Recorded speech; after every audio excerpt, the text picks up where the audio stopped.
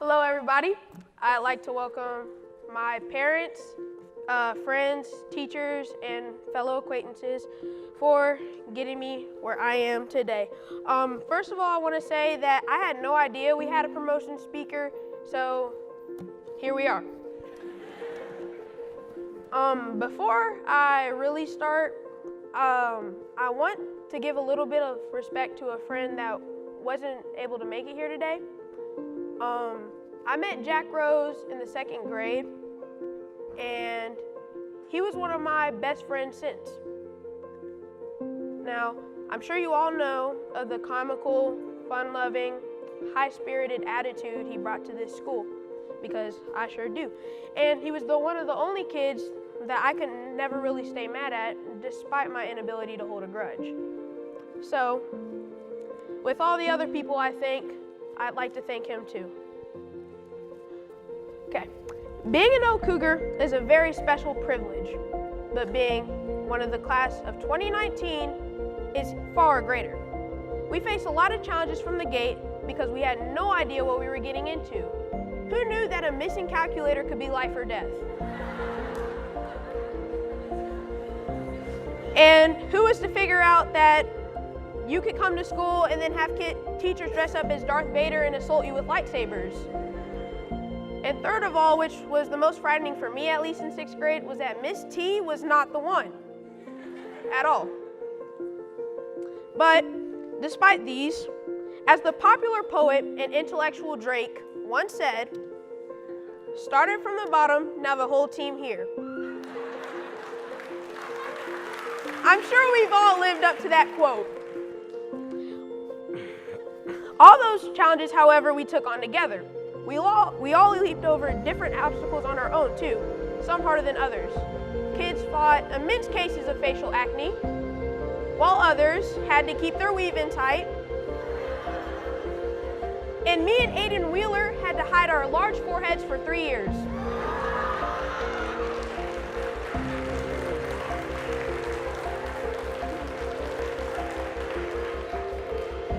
Other than physical insecurities, though, a lot of us had to face challenges like how to handle denial, respectfulness, and responsibility.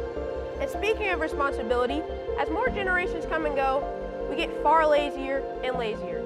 I know for a fact that when each one of you had nights on cpm.org, except for maybe like Hallie and her group of friends, you went on, pressed the book, chapter, problem, and went straight for the answer question thing. And Enosh, you can say you didn't do that all you want, but me and Miss Rocky both know you very well, so. And about that, Miss Rocky, I want to make sure you know I only did that to check my answers, okay? So. Maybe a couple kids didn't do their notes in Miss Nectar or Mr. Ruibi's class. I mean, they fell asleep, but I would make sure to wake them up. I mean, you can ask Hussein about that, Eric, Daryl.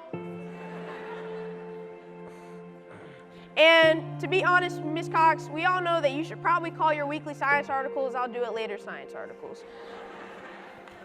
But anyway, despite yeeting our way through the whole year, we held close together and clutched up when it mattered, like the DC trip. One of the best moments of our lives was also one of the most difficult. It was cold, we lost a bus, took a few wrong turns that took us a couple hours to realize, and Gunner could not stop his nose from bleeding at all. But it didn't matter because we held together and we were able to leap over the obstacle. So when we split into our new schools and find new friends, we have to make sure to remember that middle school was the turning point of our lives. Such a short time with you guys was and will always be a crucial part of my life.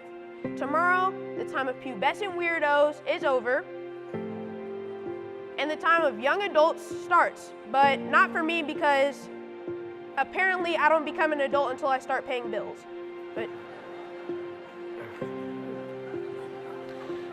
I want a couple kids to know that even though I may have gotten into a few arguments with them, I still miss them as much as the next people.